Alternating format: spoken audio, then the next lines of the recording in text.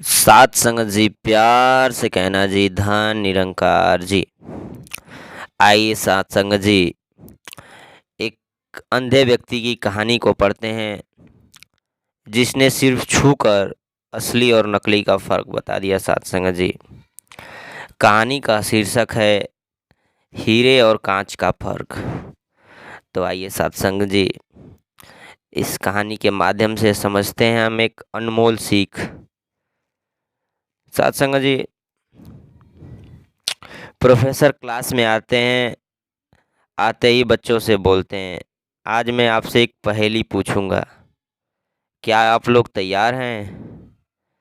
बच्चे बहुत उत्साहित हो गए।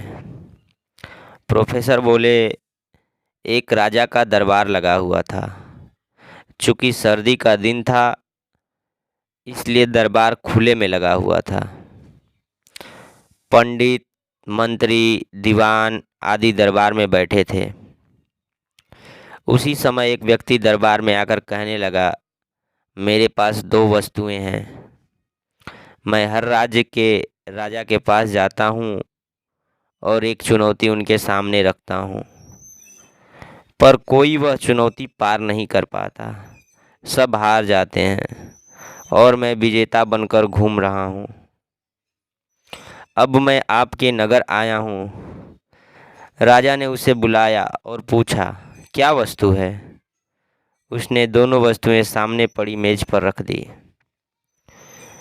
वे दोनों वस्तुएं देखने में बिल्कुल एक जैसी थीं। समान आकार, समान रूप, रंग, समान वजन, सब कुछ समान था। राजा ने कहा, ये दोनों वस्तुएं तो एक ही हैं। उस आदमी ने कहा कि हाँ, दिखाई तो एक सी देती हैं, लेकिन हैं भिन्न भिन्न। इसमें से एक बेशकीमती हीरा है और एक कांच का टुकड़ा है, लेकिन रूप रंग सब एक है। कोई आज तक परख नहीं पाया कि इनमें से कौन हीरा है और कौन कांच का टुकड़ा। और अगर परख खरी निकली तो मैं हार जाऊंगा और यह कीमती हीरा मैं आपके राज्य की तिजोरी में जमा करवा दूंगा। पर यदि कोई इसे नहीं पहचान पाया तो इस हीरे की जो कीमत है, उतनी धनराशि आपको मुझे देनी होगी। राज्य के राजा, मंत्री आदि सभी धुरंधरों ने चुनौती स्वीकारी, लेकिन कोई भी दरबारी हीरे की सटीक पहचान नहीं कर पाया। तभी वहां एक अंधा व्यक्ति आया। उसने राजा से एक मौका मांगा। राज्य वैसे भी हार रहा था राजा वैसे भी हार रहा था, तो राजा ने अंधे को मौका दे दिया। फिर जो हुआ, उससे पूरा राज्य दंग रह गया। अंधे व्यक्ति ने हीरे की पहचान कर ली। तो बच्चों बताओ कैसे की? सभी बच्चे जवाब देने लगे, पर उनमें से कोई भी सही जवाब नहीं दे पाया। प्रोफेसर बोले, सभी लोगों ने उस अंधे व्यक्ति से ही पूछा था कि आपको हीरे और कांच का पता कैसे चला? उस आदमी ने जवाब दिया, सीधी सी बात है, हम सब धूप में बैठे हैं। मैंने दोनों वस्तुओं को छुआ। जो ठंडी थी वह हीरा था और जो धूप में गर्म हो गया वह कांच था। प्रोफेसर बोले, ऐसा ही कुछ हमारे जीवन में भी होता है। जो आदमी बात बात पर गर्म हो जाए, दूसरों से उलझ जाए, वह व्यक्ति कांच है। और जो विपरीत परिस्थिति में भी ठंडा रहे, वह व्यक्ति हीरा है।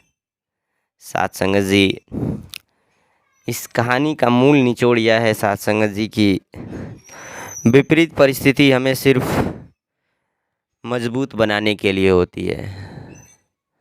कहते हैं ना साथ संगत जी की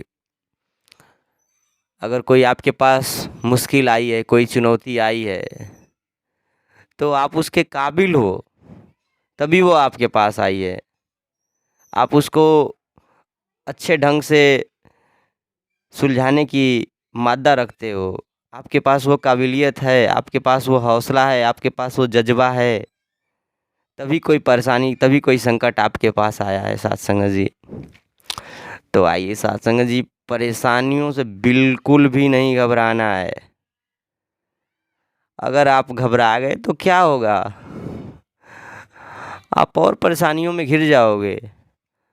अगर कोई परेशानी आई है, कोई विपत्ति आई है, तो डट कर सामना करना है साथ संगत जी, घबराना नहीं है। घबराने से परेशानी और बढ़ेगी साथ संगत जी। अगर डट कर सामना किए तो निश्चित ही सफल होना है साथ संगत जी।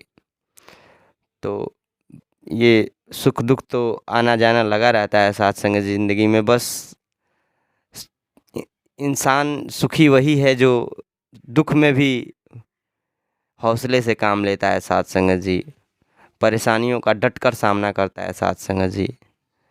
तो आइए साथ संगत जी डट कर सामना करें, परेशानियों को दूर भगाएं साथ संगत जी। प्यार से कहना जी, धन निरंकार जी।